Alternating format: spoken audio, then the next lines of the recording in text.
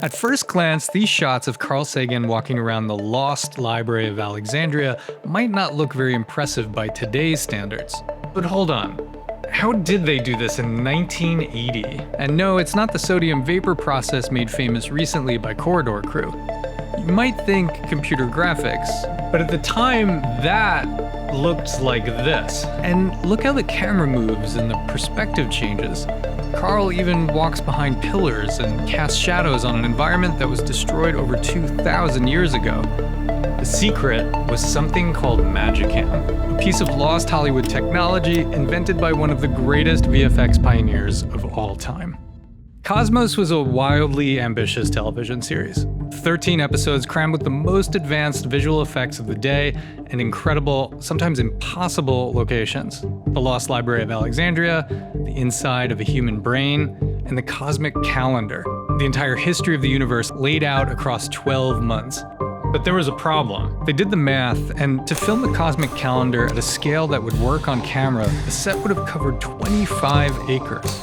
And it would take over 18 miles to bulldoze the calendar's grid lines. The only place flat enough with weather reliable enough to shoot for 3 whole weeks was the eastern plains of Kenya.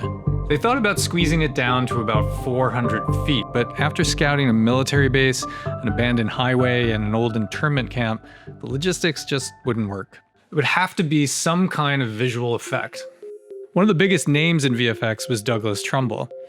Already on his way towards legendary status for his work on 2001: A Space Odyssey and Close Encounters of the Third Kind, Trumbull wasn't just a filmmaker, he was a visionary and inventor. He had gotten funding from Paramount Pictures to create Future General, a kind of filmmaking R&D lab that was way ahead of its time. Seriously, I could do a whole video on Trumbull's influence on VFX and immersive media. Let me know in the comments if that's something you'd want to see. One of the first things to be spun out of Future General was something called Magicam. Magicam was a remarkable technology that could place live actors directly inside of miniature models, straight to video in real time. They had one of, if not the largest blue screen studios in the world, and a computerized motion control system that could translate movements of the full-size dolly cam on set into proportional movements on a tiny periscope camera inside a miniature model. Creating a guidance system this precise with zero lag was NASA-level stuff in the late 1970s. Magicam was also a skilled model shop that had just created the Starship Enterprise for Star Trek: The Motion Picture. Because they were able to dial in exact proportions, actors could actually move in and around objects in the miniature set, and even cast shadows, further cementing the realism.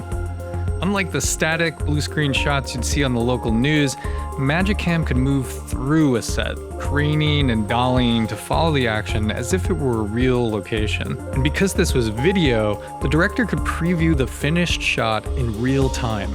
No processing, no rendering. By placing real objects on the blue screen stage, Sagan could actually pick up a scroll or sit on a bench. In fact, the illusion was so convincing that during one shoot, a stagehand reportedly asked where the library was.